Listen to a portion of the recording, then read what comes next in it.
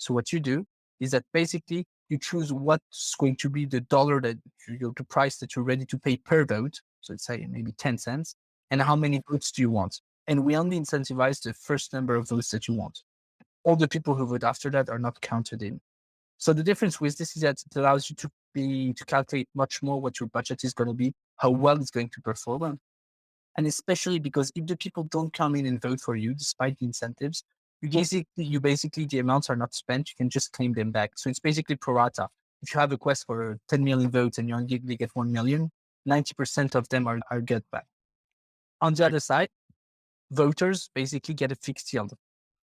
So it's much more guaranteed. It's a much more structured market.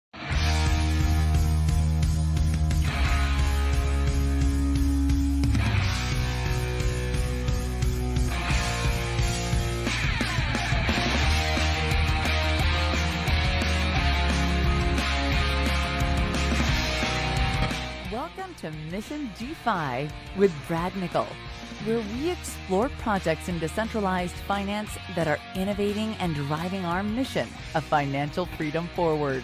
Thank you for listening. If you like what you hear, please subscribe, rate, and review Mission DeFi and spread the word by posting a tweet to the show.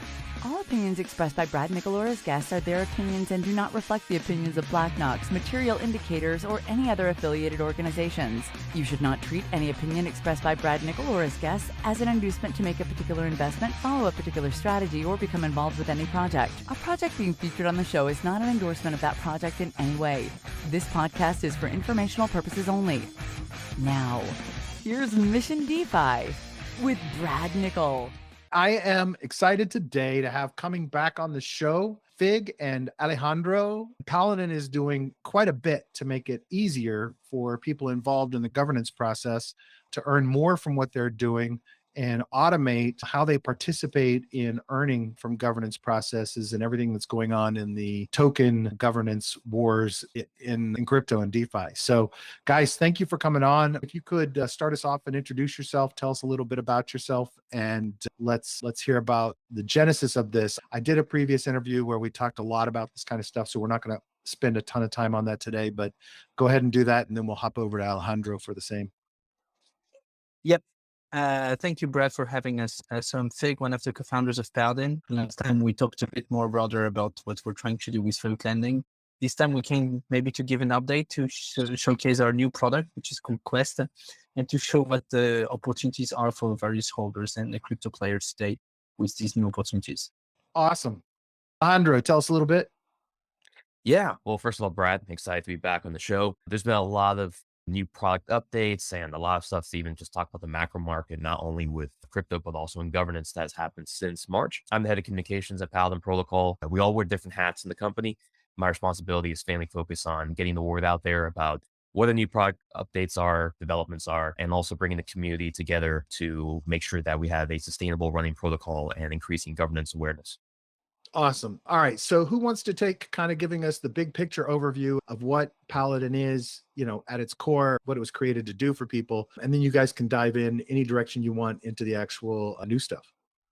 Yeah, maybe I should do it. So at its core, what we're trying to do with Paladin is create and crystallize the value of governance. One of the main problems, especially in crypto, is that it's hard to understand why it's worth participating, why it's worth doing things.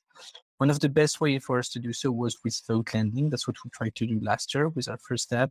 And we've been delving deeper and deeper, and we realized that one of the most long-lasting and dynamic communities was the one around Curve and the V tokenomics. The reason why that was happening is that there was very aligned and different revenue opportunities for the different type of stakeholders, which created very interesting type of games. We had the classical governance votes, but then you had the gateway votes, which created the whole Bride marketplaces subject. And then you have boosts, which haven't been explored a lot, except by us with Warden, right? So we just released our V2 for the boost marketplace. And what we released 2 months ago, and what has started doing really well, was Quest. Quest is, we could say, our take on Bride marketplaces. And our idea in general with Warden, with Paladin V1, and even with Quest, is to have what we call governance arbitrage.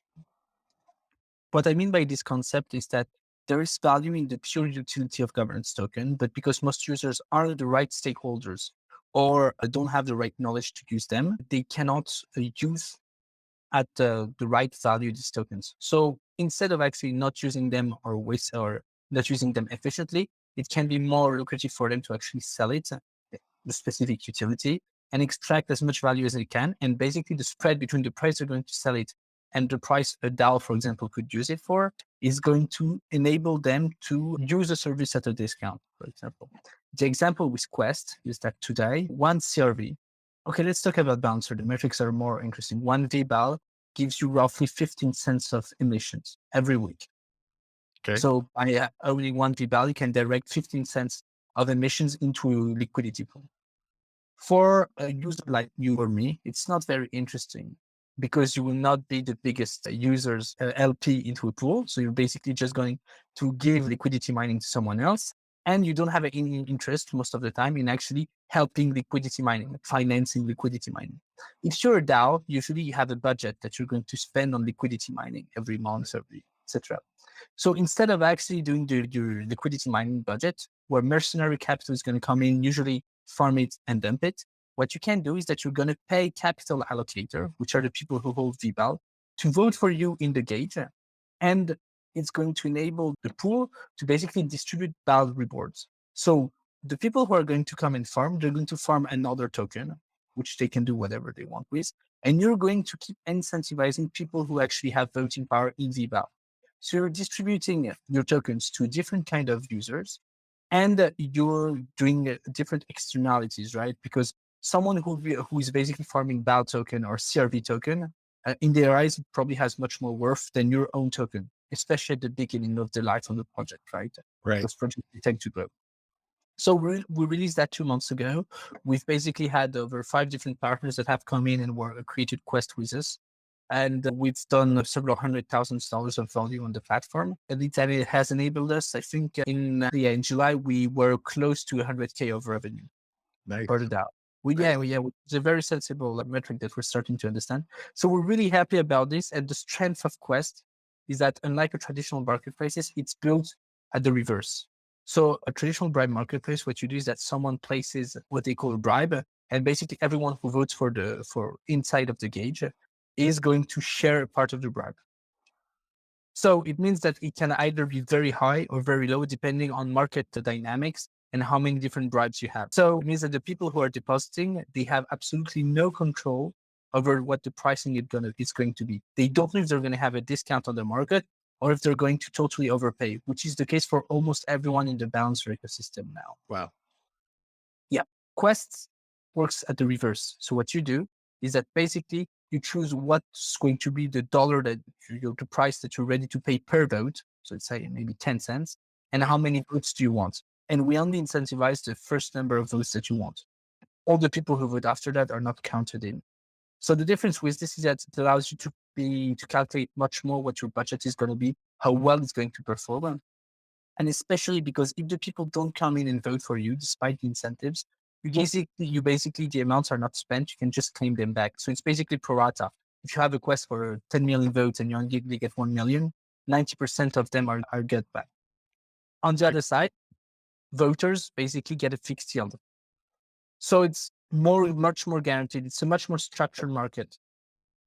So it's the classic cliche of win-win on both sides. And you have 2 customers. You have the end users, but those are also promoted through your partners, which are your B2B or, I guess it's P2P project customers. It sounds to me like both sides of this equation are winning, right? You're making it simpler and easier for the end user, which in turn makes them more inclined to participate, which then in turn makes your partners say, oh, this is valuable to me because I know how much I want to spend. I don't have to risk more than what I want to spend. And if I don't spend that much, I get it back. But at the same time, making it easier for the end user makes it more likely that your partners are going to gain more value from it because there will be more people participating. That's perfectly it. In the end, it's about sustainability, right?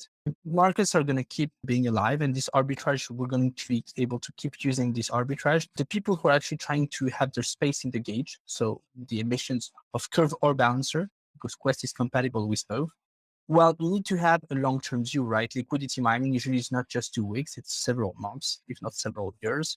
And the current technologies did not enable this. So we wanted to create this to enable any project, especially the long tails one, to say, okay, I'm not going to give as much as the very big projects, for example, like Frax, but I want my space there, and I want to show and I want to reward the people who are loyal to me.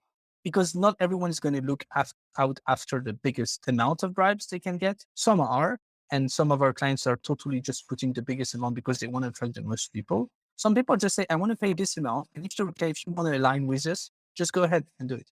It's more about loyalty and sustainability.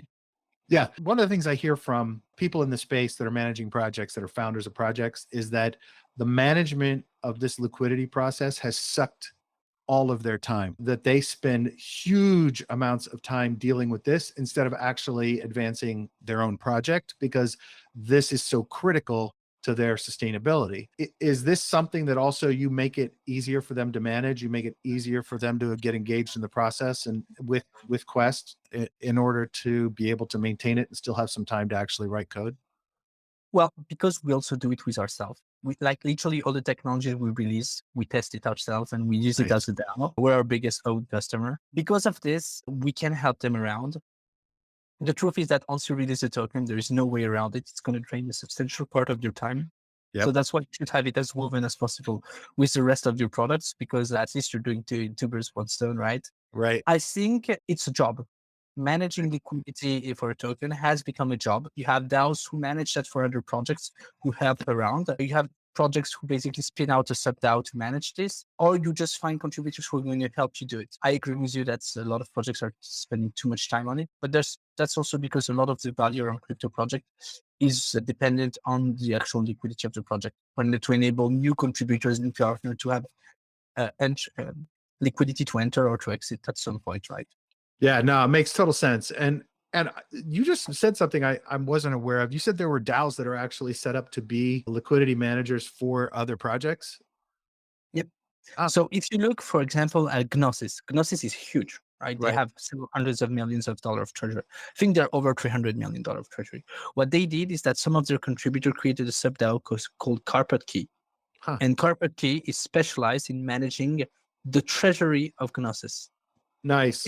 It's literally their job. And they're doing that insanely well. At the same time, so I don't think it's managing purely liquidity, but you have a DAO who's called The whole Llama. treasury. Yeah, Llama, their job is basically doing treasury management and treasury optimization for different DAOs. So they come in, they create proposals, and they basically get paid to actually help these projects optimize their project, their treasury. Nice. So they're doing a bit of, it's a cross between like being a fund manager that manages treasury balances for, say, traditional corporations, and some of them are also taking on the role of managing the liquidity process as well, beyond just investing treasury funds. Yep, exactly. And you have a few other projects who do that in I would say, more automated manners. For example, Ondo Finance, I know they did liquidity provisioning with you. So you have a lot of these projects that are actually thinking. A lot of people are aware that liquidity is one of the biggest problems today, not just Yeah. in terms of management, but correct management too. So there's like different layers of things that are being taken care of by different projects. So that opens the door for you guys to have a lot of potential partners, not only direct partners, founders who just want the platform, but also you've got these now potentially all these treasury management DAOs and firms that can also be people that would come in to use the project as well. Yes, that's very true. Like the most people who are going to use Quest are very obviously DAOs.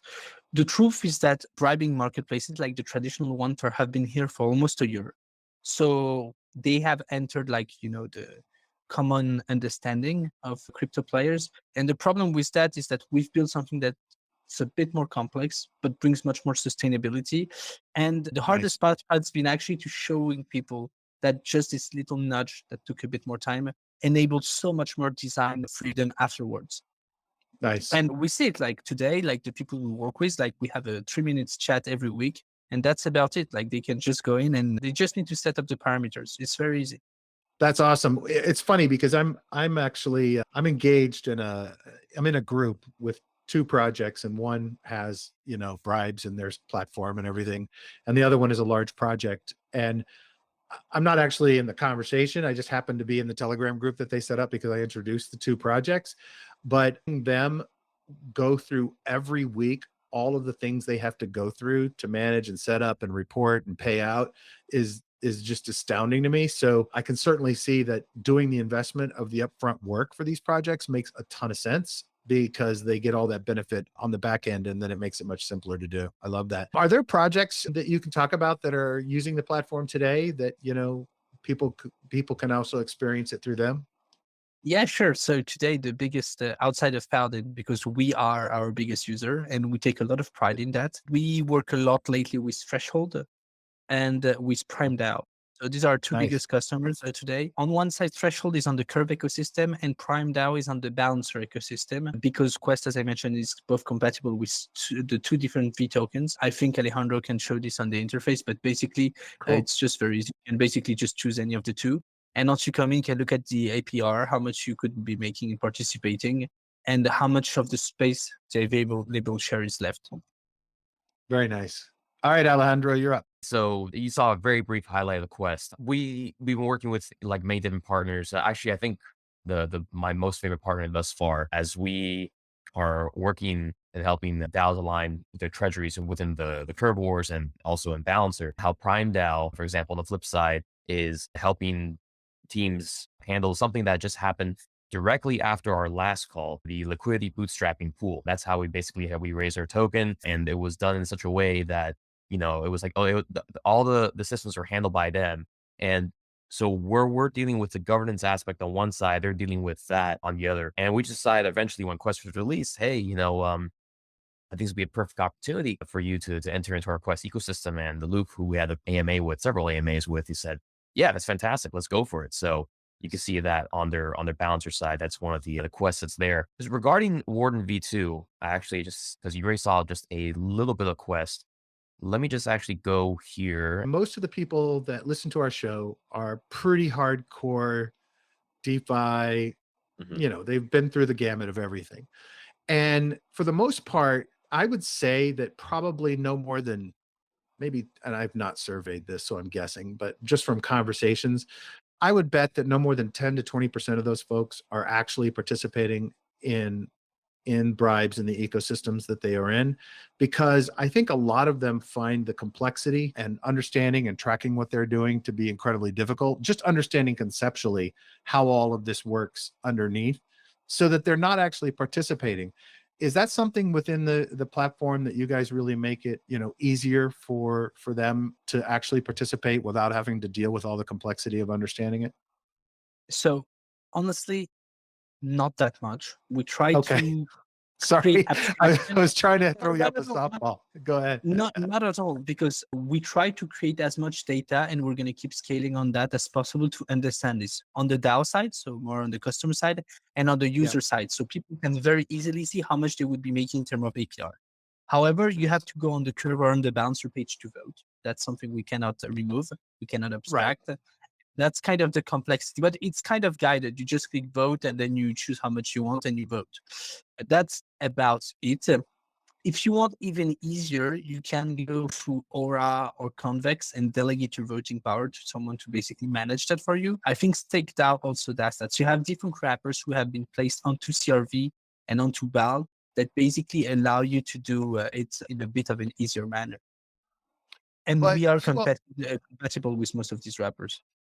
right. I mean, but the reality is you guys are, from a conceptual perspective, you're making it easier. And I don't want to say the word safer because this isn't financial advice, but you're making it more stable for the average investor to participate in this. And I can see the complexity of moving to the other protocol to actually act to vote. But on the other side of it, you're presenting a dashboard for me to understand what I'm doing better. I think that's really what I was trying to get at, right? Instead of trying to do all this manually or delegating it away, I think this is a better way for the average user to kind of get into this. So Yeah. So in the end, it's about flexibility, right? Because you have, right. when you have a CRV or BAL, you have several choices to actually earn governance power. You can just directly lock it, or you can lock it through wrapper, so through Convex, through Aura, or even through StakeDAO.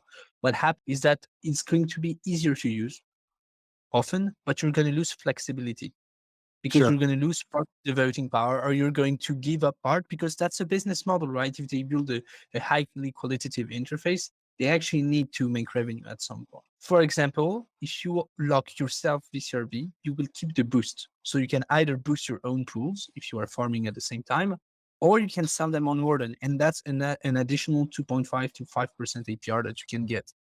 That's an example. That makes sense. Okay. Alejandro, you want to kind of walk through the interface for us? Yeah, no, I just wanted to actually do a quick recap. So we spoke about this on our first call, but with the first iteration of Warden, obviously it's okay, you lock your CRV for maximum 4 years. That's what most people did. So, a lot of people are not aware of the power of BCRV and selling their boosts, right? And using that Right. utility of the coin. So that was in our first iteration. So now in V2, as you can see here on the screen, I'm actually going to go back to the screen. I haven't played around with it. So basically, I don't have that much CRV or VCRV. I wish.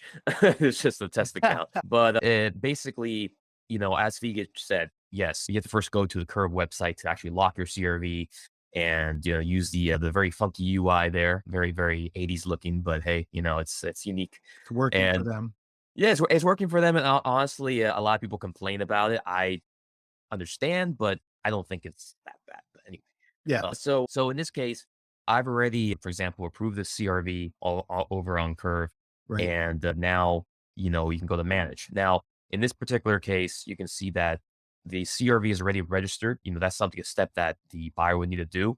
Right. But unlike in V1, for example, where let's say you can still do this, as a buyer or as a seller, you can, put your own boost delegation price. So it could be, I don't know, 10 or 0.10 or whatever. But to have it kind of, let's say on easy mode, and you can see here in the tooltip, this is the DAO approved advised price. So it makes the process for, let's say, for people that want to just utilize a CRV and really don't want to get into the whole entire aspect of like, oh, what's the most competitive price or let me this. I'm not like into that. They just want to put it to work and see, how that works. This is, as like we said, one of our devs said, easy mode. Nice. There's a registration limit as well. So, you can have a date where it's up to a certain date, which your VCRV will no longer be listed on the market. So it's Okay. kind of like a cutoff date. You can boost the maximum duration. There's a minimum buy level. And yeah, and once you go back to, for example, the dashboard, you can't see it here because we're on test. You can see, for example, who may have purchased the boost. So active sold boost, purchase boost. And over time, you go to your claim area and you can even claim the profits. If someone has, looked at your sale, or looking to see your deal, you can claim the profits that you've gotten for putting your VCRB up for sale and whatnot. So we're just trying to make the system easier for users to work with, understand, have it more straightforward. I have noticed myself too, the system is a lot snappier. It is V2. It is better, it's faster, stronger. It looks But great. yeah, yeah. And for This those just listening, the video will be available on YouTube. But yeah, this is a really, really nicely done interface UI. Now, if you like that, let me just go back to quests because I know you only got a brief. So on the other side, this is, a DApp inside of Warden, but technically our third DApp quest. You already saw a brief overview of Curve and Balancer. Let's just go with the Curve. So for example, let's go here with Threshold. You can see here, click on More. It shows you, for example, if you vote in the gauge, it will then show you your share of your awards, the total capture awards, the available rewards, show you how much the gauge weight is, the length of the vote, and the end date. And it has, all the awards, remaining awards that are available. So in this case, 428,000 T. T right now is, I believe, at 3 to 4 cents a coin. You do the math, and the more you participate, the more you're incentivized to get out of it. So yes, I mean, this is basically, we're in DeFi, so it's all about the financial aspect and the incentives of how to get people to become involved in the process. But it's incentivizing people, in my view, to get them more involved also in voting, in the governance process. Eventually, will there be a system that will allow people to have tokenized voting that isn't driven by incentives? I don't know. But the way I see it is that this is the way it works, and this is the way it's going to get people to just stay more involved. Participate. Yeah, that's awesome. The interface looks beautiful, and I'm definitely going to give it a go later this week when I have actual time to get back to actually investing. Anything from the perspective of your partners, founders that are coming in, do they just interact with you guys, on messaging, or is there an interface of some kind for them? How does it work for your partners? So Quest is mostly permissionless and on-chain. I'm saying mostly because there's a few things where we're very careful. If you remember, there was a big problem in Curve, because what happened is that there was a project who tried to abuse. They basically created their own custom gauge, rugged ETH from their users, market bought CVX, and then directed their incentives toward themselves. So it was kind of a shady move. We want to try and work with, at least in the beginning, with the actors that are not going to be the fires for the ecosystem we build on top of. We try to create as much flywheels and positive feedback loops as possible. So what we do is that right now, when you create a quest, the token you can pay with are permissioned, and we just whitelist them very quickly when needed. But if Alejandro can show you, like in Quest, the Explorer part, there's actually a creation tab, quest creation tab, that basically enables anyone to create their own quest. I just have to click on Explore, and then there's going to be a create quest button, on the right. And basically, that's how you create a quest. That's it. That's nice. Once you've created a quest, we have a custom dashboard that's made for people who actually have a quest so they can better understand how efficiently it's happening, what the stats are going. But when you create a quest, it's entirely permissionless as long as the asset is whitelisted. You can see all of the gauges that exist. You can just choose what weight you want for VCRV, how many weeks do you want the quest to last, and how much rewards for VCRV you're ready to pay. And that's it. You just validate and you pay, and that's it. The quest is created and will go on starting the next round. So rounds start every Thursday at midnight UTC.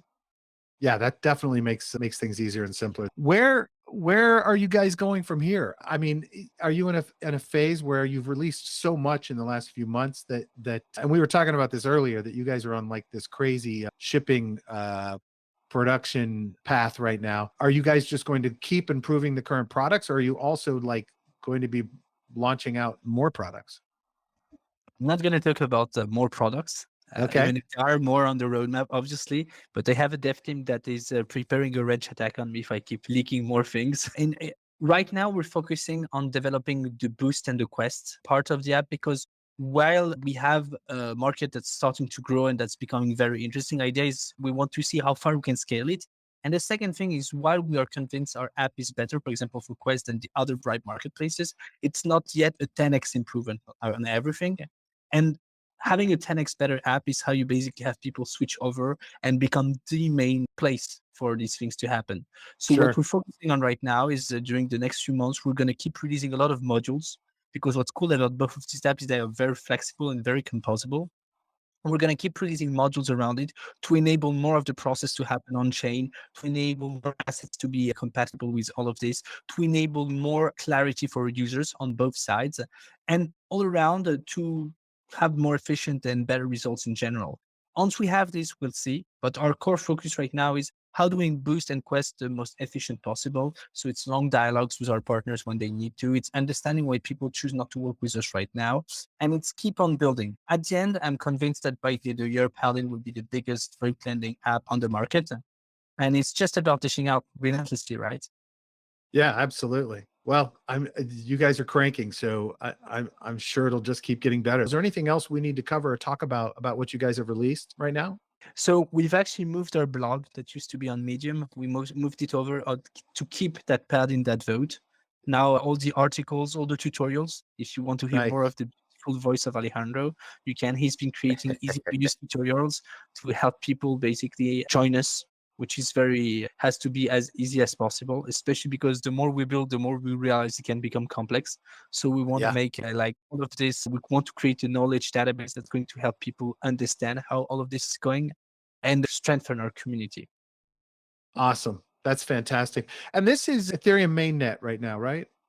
Right now, this is Ethereum mainnet. We have a few tricks up our sleeves which are going to make this a much more broader application soonish. So I would say before the end of the year, but I won't go deeper into it. I think the main thing that we can speak about for Paladin since March is that paradoxically, the market has not been going well, but we have been doing extremely well. And that's something we're very proud of. So you guys are growing while everyone else is in pain. That's honestly, not everyone is in pain. Like everyone has pain points. Even I'm just exaggerating. But, we're doing we're happy about the way we're doing.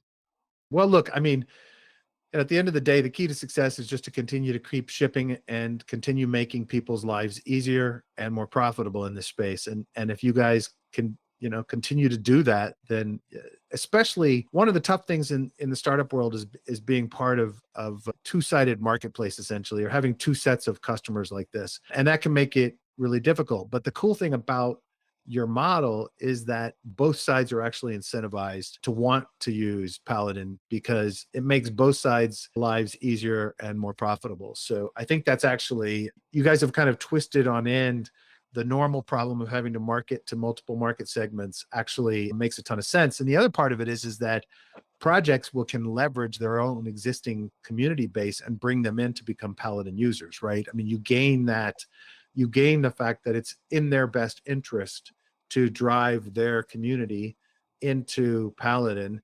And so at the same time, you grow from the incentives being aligned. Yep. No, that's Awesome. exactly it. We try to be as positive as possible around the people we work with. We do have a lot of other partners in the pipeline Right. for quests that we're working on. We're thinking about, of course, collaborating on a more closer level through these, not, through multiple channels. Pain point I had noticed, which is the community aspect. We have some pretty strong DAO members, which is great, and we hope to move forward with them. Maybe essentially giving them or presenting to them a formal DAO job down the line. But at the same time, in the community building aspect, there are certain levels of people. I get DMs from certain users that say, "Oh, I got the question. Hey, what do I do with my pal? How can I stake it? Can I lock it? How did I do this?" And it's something that I thought was obvious. So Yeah. we got sometimes a level of members that want to help and become involved, but they don't know what exactly we do. And then we have people that know what to do, but aren't exactly involved. So it's just like, okay, how to bring that more together. As Figue was talking about, now we have to now we have tutorials for all the dApps are working on. So we're trying to break it down and ease out. We're trying to create more of not a bell curve, but more of a flat line in terms of everyone's understanding of what we're trying to accomplish, not just what we're doing in terms of curve or BAL governance. Yeah. The educational part of it is great because it helps drive people to you and to using it, but it also is incredibly time consuming. And once you've been engaged with your project for a long time, it's also difficult to figure out what you're forgetting that people don't get right away. So it's awesome that the community is actually telling you that, right? By asking those questions that you thought were so obvious. That's great. Yeah, we're even putting out surveys too, just like, we want to get your feedback. And, we're only as strong as our weakest link, as they say. So, you Yeah. know, That's uh, great. So I mentioned at the beginning to you guys that I'm also working to try to help other founders grow. So I'm curious if you guys have things you've learned about building community, about governance, about promotion, about working with partners or developers and hiring or anything else that you think might be valuable to other projects in the space that so they don't have to learn or go through the pain that you guys have gone through. Never give official release dates for a product. oh Lord. Absolutely. That's true of all software Yeah, product development. Yeah, everything breaks. I hound people about that constantly in the space. I can't remember the project. Last year I was talking to a founder and they were like you know, complaining and crying because everyone was mad at them because they didn't make their dates again. And I said, "Why do you give them dates? There's zero reason to give Well, them a specific date. You can give them a general time frame, a quarter, it's a conundrum, to be honest, because we have an internal roadmap that's very loaded, and our committee has been asking us for a roadmap. But we're like, how much do we want to reveal to avoid being front run by someone? Because this has happened to us several Yeah. times. Oh And yeah. how accurate do we want to be? Because like my team is already hustling like day to day to actually bring out everything we're deploying. I don't want to put extra pressure on them, like if people saying, when is this going to happen? Yeah. It's more seen as a surprise. I mean, we don't need their trust. They see what we're doing. Like we keep dishing out and we're here for like, we're still vested with our tokens. We don't care. We have funds. We're just going to keep releasing the bigger vision of what we want to do for Paladin. And personally, I'm convinced we have 5 to 10 years to build what we want. So we're just going to keep building for 5 to 10 years. That's awesome. Yeah, look, and I think I think that's the dilemma a lot of projects go through. And the ones who get it worse from the community are the ones who haven't delivered anything in a very long time. Mhm, If you're mhm. cranking out regular releases and surprising them and delighting them with better functionality, more products, it's unlikely that they're going to get too aggravated or antsy at the pace you guys are going. So that's really good to hear. I used to play League of Legends when I was young, and the best time to play it was when they did bi-weekly releases. So that's what we're trying to do, right? That's awesome. In terms of kind of building and growing your community, getting people engaged or providing incentives for their growth, you guys were talking earlier about kind of learning about the bounty program Mhm, and mhm. how that's worked for you. What's been kind of your experience there, and what are things that you could have done better or that you think did really well, whatever?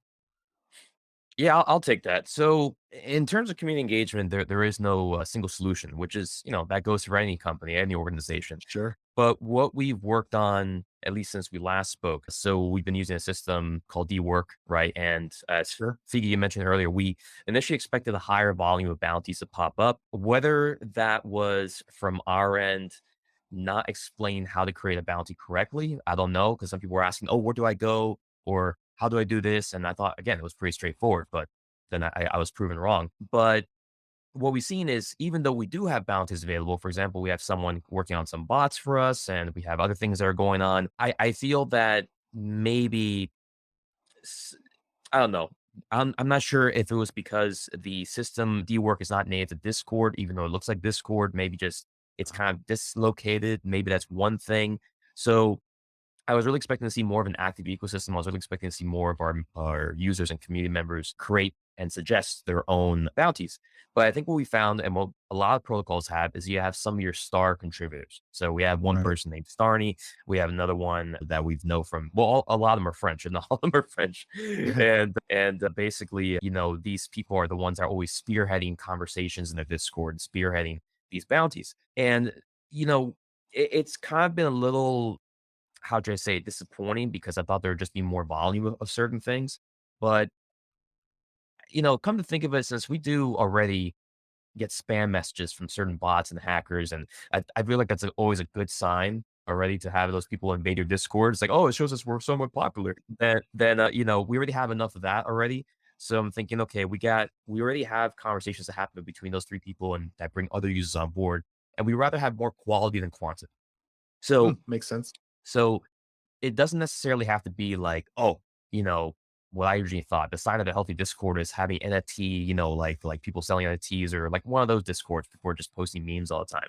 It doesn't have to necessarily be that way. We can have more nuanced, more structured conversations when it moves at a slower pace. Now, as I mentioned before, in terms of community engagement, since I kind of took a back seat due to a lot of the communications that we had been putting out since we had, for example, released Quest and the LBP. The video game night is something that we started up last week. That's something we originally started with the core team. Just something, it doesn't have to do anything with Token, or Paladin. It's just playing board games. We can talk about stuff. The other thing is, of course, we experimented with raffle prizes. We did some other things that relate to that. So we're just looking to in the community side of things just to create the more organic connection. And I think that's already been happening in the past few weeks, but it just needs more improvement on there. And I would be lying if I said that obviously the state of the market also would be hurting because when Sure. things are really bullish, everyone wants to come in and buy. But when things are bearish, it's kind of like, no, Yeah. I don't care. So yeah. Yeah, I look, I think on the I will say this. I think on the I remember back to when I first started diving into projects and their discords or their telegram groups and thought, oh wow, maybe I could, contribute this idea or I have something I think I could provide. But I remember that there's this real hesitancy about what what is allowed or what's good enough or whether or not I'm worthy or whether or not I have the skills. And I think a lot of hesitancy on these programs, I think universally what you're experiencing is what a lot of people experience is unless you have a core group of users who have spent a lot of time contributing in other DAOs and gotten paid for it, that there's this hesitancy of, oh, I'm not the right person. It's those three guys who are always doing these bounties that are the right people. And I'm wondering if there's a way to help encourage that and get people over it. I'm going to draw a blank on his name, but I'll put it in the notes after I figure it out. There's a guy on Twitter who he has a firm that specializes in research and work with companies for building community. And one of the things he often says is just tell people, what you need. Yep. Like if Right. you don't tell people what you're looking for, they're unlikely to do it or even try it. And the other interesting thing I think that happens in this space is we often think we have to have existing expertise to carry out a task, when in fact, there are a lot of people learning how to become skilled at something because they dove in and said, screw it, I'll try it. Right. And they have never tried something. So, I think for all projects, that's something that's it's a really difficult thing to do, is getting people to actually do the work. So I think part of it is asking people to do the work. And then the other part of it is saying, and don't be afraid if you haven't done it before, we can learn together, or grab two other people and figure it out and learn it together. Anyway, I know, but I think that's definitely something that people face and have to deal with projects, trying to get people to actually realize they can do it. It's this thing. It's like, oh, I've never done that. How could I have the expertise to do that? Right. Or they don't even realize that their daily sales job in the real world actually has skills that translate over to biz dev and bringing in partners in the DeFi world. Or somebody who's artist at home has never done, a ton of digital stuff with their art because they paint, but doesn't realize that they may have some skills for creating a cover for, a tutorial, or doing screen captures, or, realizing that as a novice using the app for the first time, they may have insights into UI or UX that would be valuable. I don't know, I'm rambling, but Tacking onto that, I'm glad you brought that up, Brad. I get, like, Figue sure does as well. I get a lot of DMs from people, like, again, like I said, about the staking and locking, asking how it's done. I have no problem explaining it to you. If anything, I have recorded personal videos for some of those people saying, okay, this is how you do it. In the future, maybe we will think about creating a tutorial, which in the specific time for the staking and locking, we did something as simple as that. But yeah, I think that we have a lot of people that introduce themselves in our introduction channel, and a lot of them have PhDs. I don't have a PhD myself, and they have PhDs in certain STEM fields. And I'm like, oh my god, these people are brilliant, and some of them stick around, some of them don't. And I'm thinking, okay, well, I don't think there's going to be any way to automate that human contact that's required, whether through it's the DM or through a chat, to get people to find out what they can do. And also, yeah, some people are hesitant, including myself, about experimenting and trying and, breaking things. And, there's different personalities. That's fair. But yeah, I think the best thing for any, advice for any community, Discord member or communications, is when someone DMs you from your server, asks you a question, just do not, call them off. Just help them as much as you can, because you never know who or what that person can become in terms of your overall community. Thank you so much for joining us, guys. Both of you, thanks for joining me. I'm excited to get this one out. I'm excited about what you guys are creating. It's always a pleasure. Of this. Thank you so much, Brad. Thanks. Thank you, man. Have a great evening. Thank you so much. Enjoy your day. Bye-bye. See you. See ya.